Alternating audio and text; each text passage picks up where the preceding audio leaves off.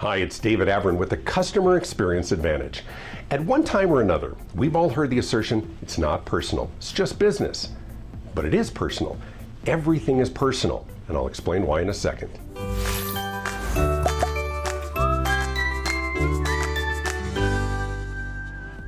There's a dangerous and short-sighted dynamic in business of simply dismissing criticism or complaints of what we consider smart business practices or policies.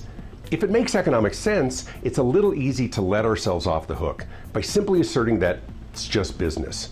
Or worse yet is when our customers are made to feel naive or unreasonable for expecting or wanting something that we don't consider reasonable, implying that if they were just a little smarter, they would recognize a smart business decision. It's not personal, you insist, too often in a condescending tone. It's just business. Give me a break. Of course it's personal. Everything is personal. Now, you may not intend for it to be taken that way, but if it happens to you, then it's personal. You tell us no for something we request and think is reasonable, and we hear no, we can't have what we want or what we need. Now, understand, we don't see your balance sheet or your cost structure or your leading indicators. We just hear no, or sorry, or we can't, or we won't. What's more personal than that?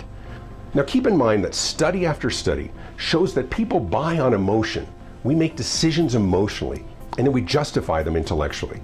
Now, that's not to say that your customers are being overly emotional. It's not what I mean. It just means that we buy for one simple reason, because we want to. Your job is to make us want to. Now, you may think that your business policies and procedures and mandated behaviors are not personal, but your customers disagree.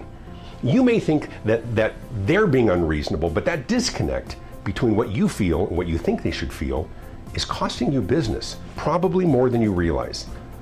If something seems screwy to your customers, they'll fixate on it.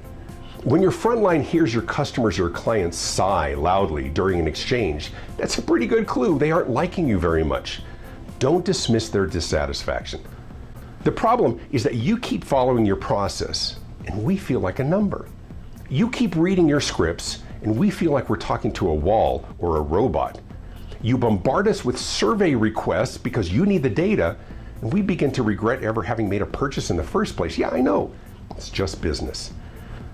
Now, I'm not saying that you're expected to make poor business decisions, but you do need to recognize that your customers don't always like the decisions you make. Now, you can either shrug it off and risk losing them, or you can work to help them understand why you do what you do. Better yet, you can offer a different scenario or an alternative amenity in consideration and in lieu of what they asked for in the first place. Ask them how else you can serve them and what else might make it right.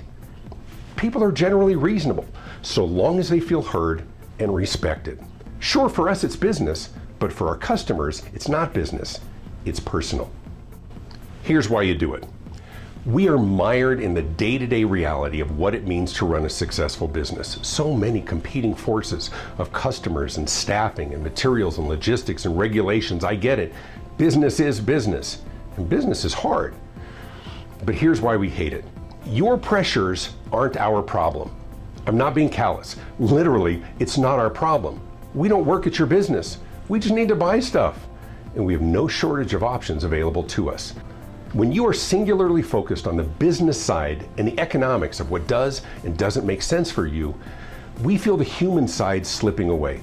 Not every scenario is profitable, and we may need to be okay with that if it engenders loyalty and creates the likelihood of a long-term profitable relationship. Here's a better approach.